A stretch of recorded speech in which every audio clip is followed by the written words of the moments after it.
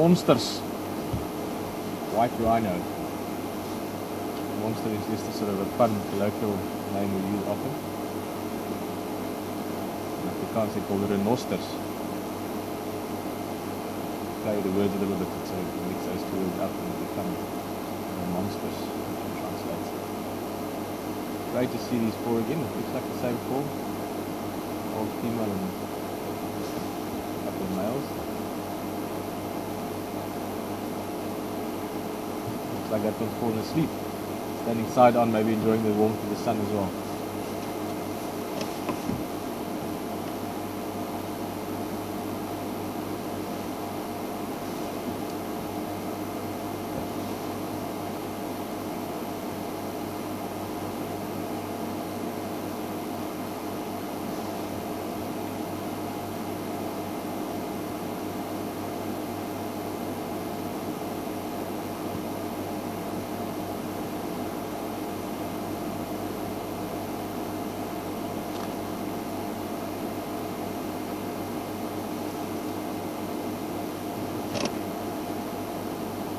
Such a weird looking animal if you really think about it. There's 5 of them. Fantastic. Always nice when you get more than you hope for.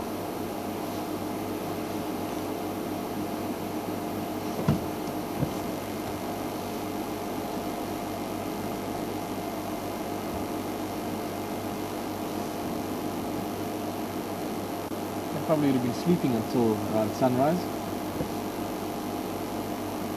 I always like sleeping where there's a little bit of sort of loose sand or soft sand. And they start to get active, slowly get active from sunrise onwards. The next few hours I'll spend grazing again. It's a systematic movement like that. You can see them as you're watching this, very slow, almost like a large lawnmower, just moving along, slowly plucking the grass with those lips. As you know, sure, white rhinos, it's more technically correct almost, or descriptively correct, can also be called square-lipped rhinos. The name white rhino is not a reflection on their colour as such. White and black rhino living in the same area will be the same colour pretty much. They're both sort of a generic grey. And it just depends on what kind of dust they've got to roll in and mud they wallow in and so forth, and that will determine the colour of the rhino to an extent. So you can get them very, very pale if there's lots of whitish dust around, and you can get them very dark or even red, depending on where they live in the night. So, more traditional name may be white and black rhinos. More descriptively correct, a square-lipped rhino for these guys, wide mouth for grazing, a long face, also the jawbone itself is elongated to a large extent. Look at that face, the brain is there just between the ears, a few inches down from, if you have to draw a line across the top of the head, between the ears, maybe a few inches lower down. The rest is all extended skull essentially, jawbone, all the way down to the black mouth. White rhinos don't even have front teeth. They only have the molars to chew with, they use the lips to. Look at that. A whole crash of rhino. And then for black rhino, the perfectly correct name would be a hooked lip rhino. Black rhinos are browsers. Got a little, like a little finger almost on the lip. They can pull twigs and things into the mouth, snip it off. That's a compact animal, and also very different habitat preferences normally.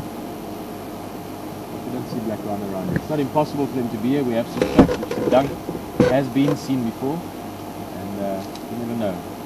4 or 5 years ago, and I was 6 years ago, and I was working here guiding. I hardly ever saw white. Excuse me. Excuse me again. I thought I was going to get white rhino out before I sneezed, but quite late. I was going to say, a few years ago, we hardly ever saw white rhino in this specific part of Djuma. We always saw them more north and more east. Now it's becoming a regular thing. So it does show you that animal populations do grow and recover to an extent, and also migrate to an extent. So it's not impossible that we could see a black rhino today even. Not likely this morning, no one's seen the track. Trust me, the black rhino track is found here. It will be the attention grabber of everyone out here. Special to see white rhinos. Black rhinos is something I've got a very special soft spot for as well. Incredible animals. Some stage down the line, with wild earth, I'm sure we'll still get to not only see black rhino, but to experience them. Yes, they are very exciting creatures. White rhinos, on the other hand, are a bit more docile, a bit more sort of, compared to sumo wrestlers, a little bit less to prove. And they do need to have it, obviously they've got it there. They're massive animals. A big white rhino can weigh 2 tons. It's about 4,500 pounds, even a bit more. So, big animals.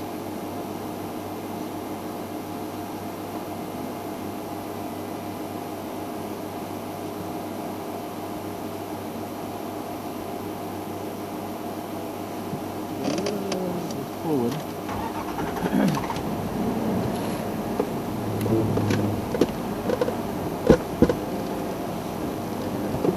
Nice shape there, the two standing together like that.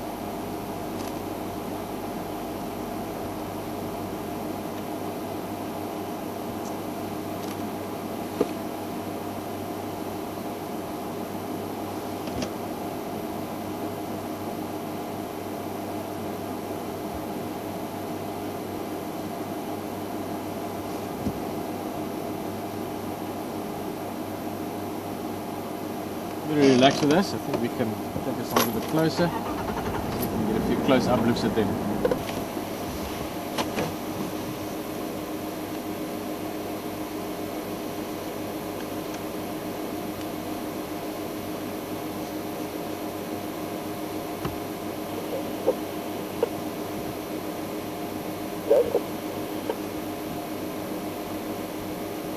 Ah.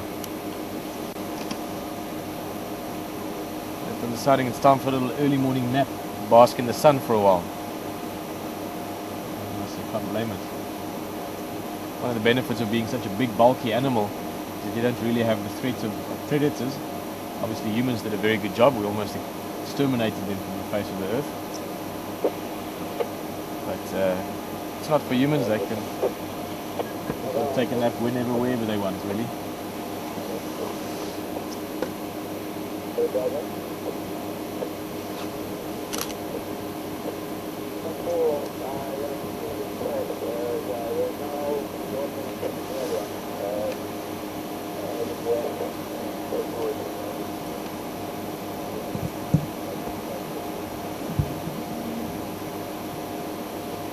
This one grazing along. Oh, look at what that female's doing, Alex.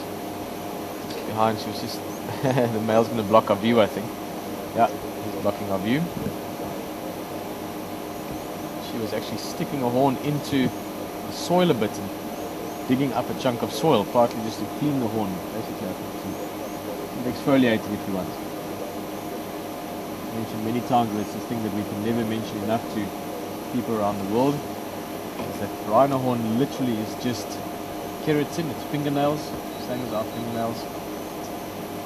There's no values to it to make it commercially profitable. Well, commercially profitable unfortunately it is, but commercially valuable. Often used for dagger handles, for aphrodisiac purposes. Sure, a dagger handle from wood, plastic would work as well.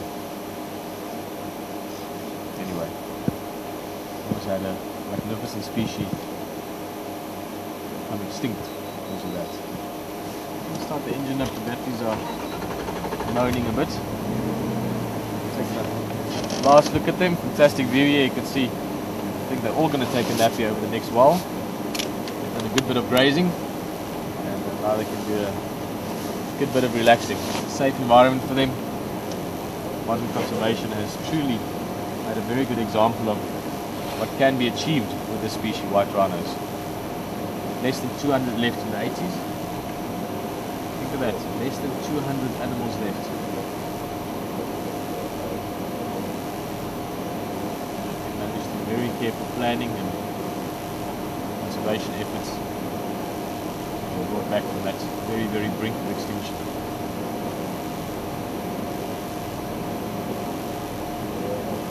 It's rolled.